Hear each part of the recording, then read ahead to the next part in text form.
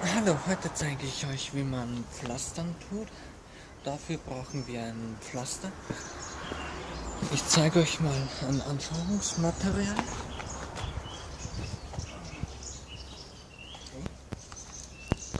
Ich nehme es hier von einer Box aus einer Schachtel.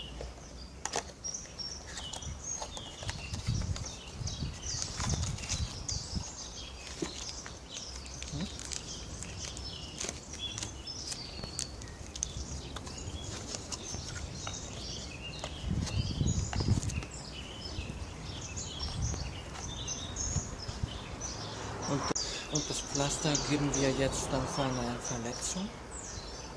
Wenn man keine hat, sucht man sich eine oder macht selbst eine. Auch. Das tat weh, sehr sogar.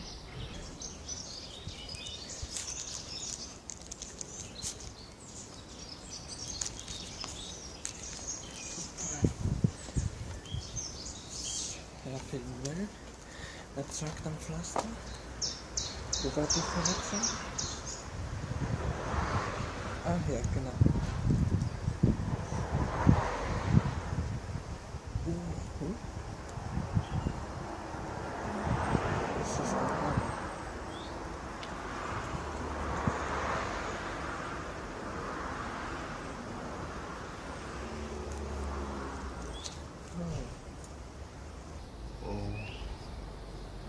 Au.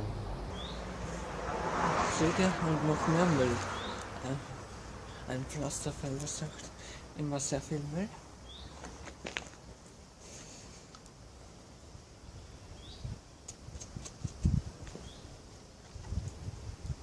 Ein Küsschen geben hilft. Aber am meisten hilft es, wenn jemand anders ein Küsschen drauf gibt. Das war's dann. Bis zum nächsten Mal.